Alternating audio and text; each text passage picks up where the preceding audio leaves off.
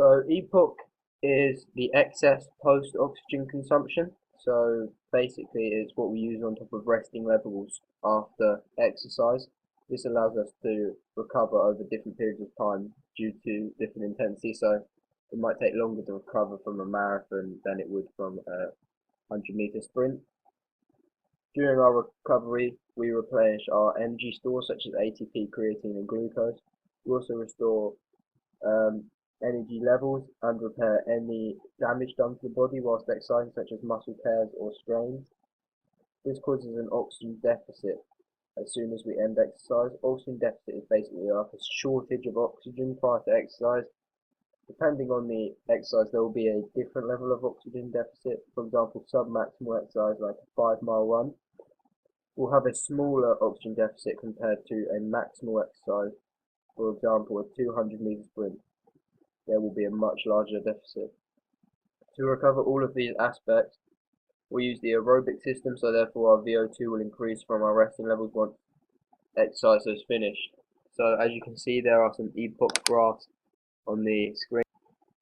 As you can see at rest, this is our VO2, whereas during a recovery period, once we've finished exercise, this is our VO2. So you can see this is a lot higher than at rest, and it can take quite a long time to get back to rest. Sometimes it can be days to recover fully from something like a marathon.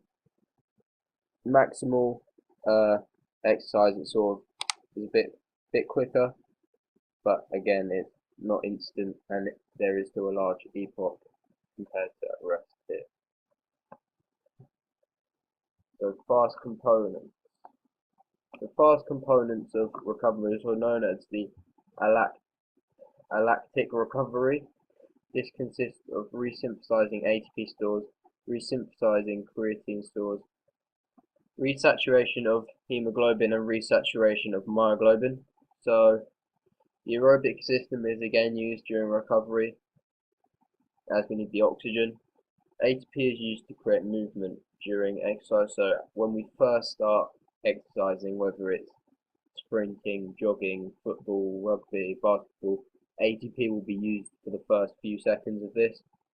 We only have small stores of ATP in the muscles, so as soon as these stores run out, we need to resynthesize the ATP. So the first thing that is used is creatine. Creatine then resynthesizes ATP, allowing us to use the ATP again. We only have about 10 seconds worth of ATP, of creatine to resynthesize the ATP. So after 10 seconds we run out of creatine. This is when we then move on to different systems. Myoglobin and hemoglobin carry oxygen to working muscles. So when we're doing steady state exercise such as a 5-mile run, we'll use our hemoglobin and myoglobin to deliver oxygen to working muscles to resynthesize the ATP. As we exercise, we use up the stores of myoglobin and hemoglobin, therefore these also need to be restored. To resaturate both myoglobin and hemoglobin, half a litre of oxygen is needed to fully resaturate the myoglobin and hemoglobin. This takes roughly 1 to 2 minutes.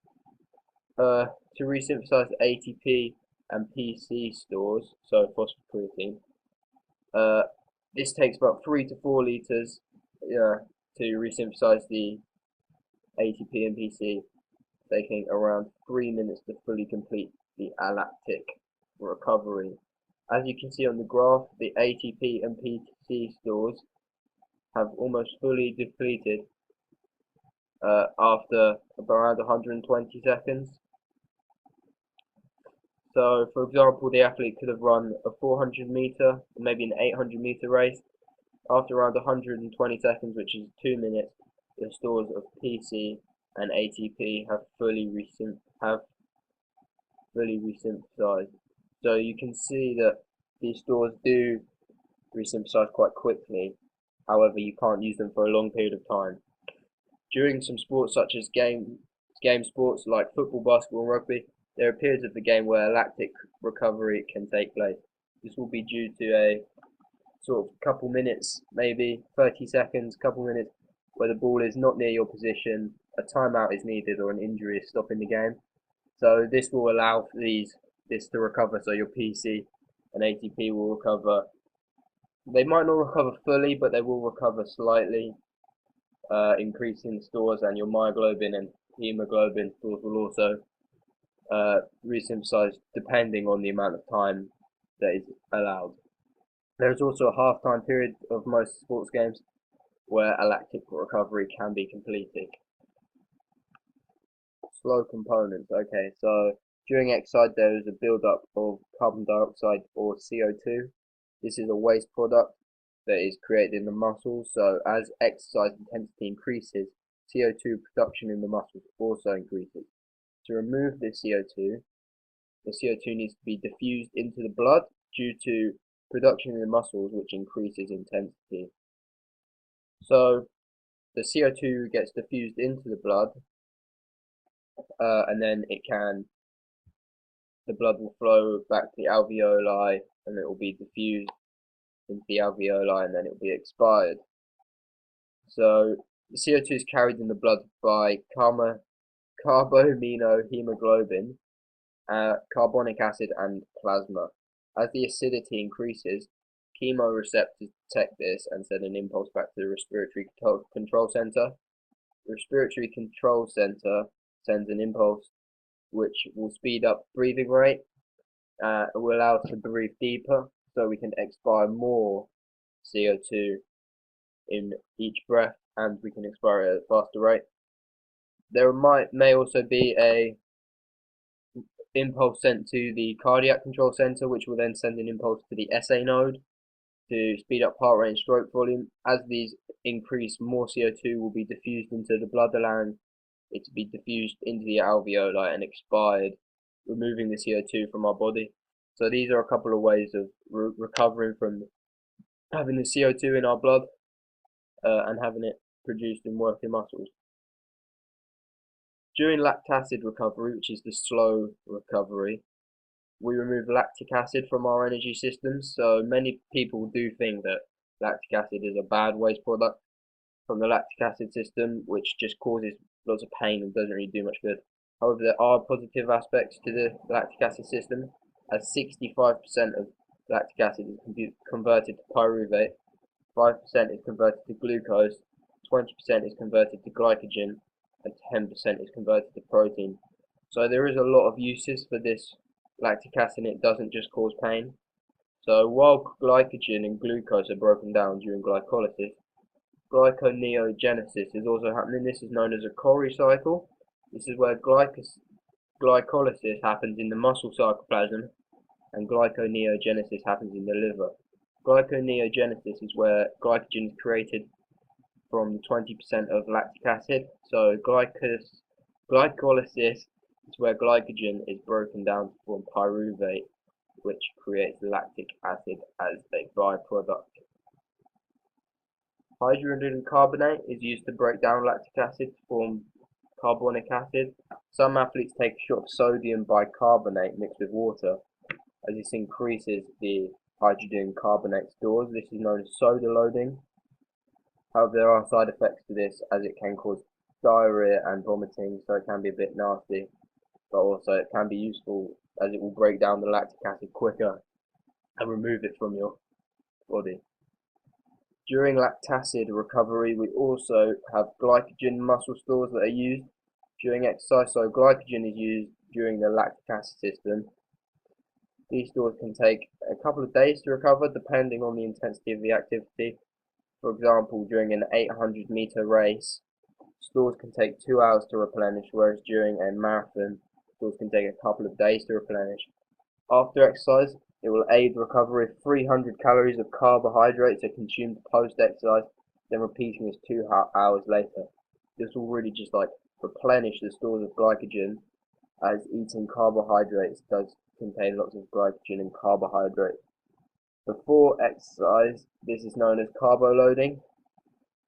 This can also aid recovery. Stores will be larger during before you exercise, to prevent the extent glycogen stores are depleted. However, if you eat too close to exercise, this can cause a vascular shunt, and this is where blood is distributed to organs instead of muscles to digest the food, instead of going to working muscles to supply them with oxygen. After exercise, we have different metabolic needs.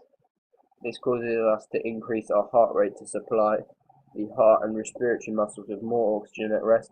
This is known as EPOC. This will help us restore our cardiac output, return our ventilation, and return our body temperature to homeostasis. As you can see on this graph here, we have EPOC here. So we're at rest, this is our VO2, then we start exercising, increasing our VO2 rapidly. As we stop exercising, we have a fast decrease in VO2. So this is alactic recovery, and this is our lactic recovery, which is the longer period, the slow component, where we remove CO2, lactic acid, restore our glycogen as well. So this is the active recovery section. There are other methods that will help aid our recovery. Examples of this is a thorough warm-up, as this will decrease the oxygen deficit, ultimately decreasing recovery time as the oxygen deficit is smaller. Another example is an active recovery. This is where you sort of plan intervals in training sessions, such as during a football training session, having intervals in a match to allow recovery time. So this would be useful if you were training before a big match and you were playing a match in the team, so it's like 6-a-side. Instead of doing like 40-minute halves, you did like 15-minute halves and did like more than 2 and did like four halves of 15 minutes with 5-minute break in between. This will help aid recovery as you'll replenish stores and remove waste products in between the sessions. Cryotherapy is another technique which aids recovery. Cryotherapy is where cold ice baths, ice packs, and vapor sprays are used. The cold vasoconstricts the blood vessels, which helps prevent the swelling of blood vessels. So it helps to reduce like injury.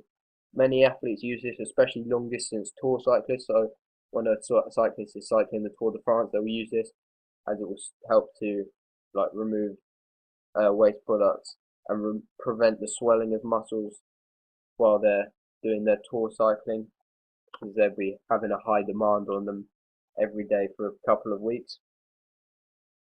A massage is another technique, as it removes any knots in the muscle and will trigger a chemical to be released which relaxes working muscles, helping to aid recovery.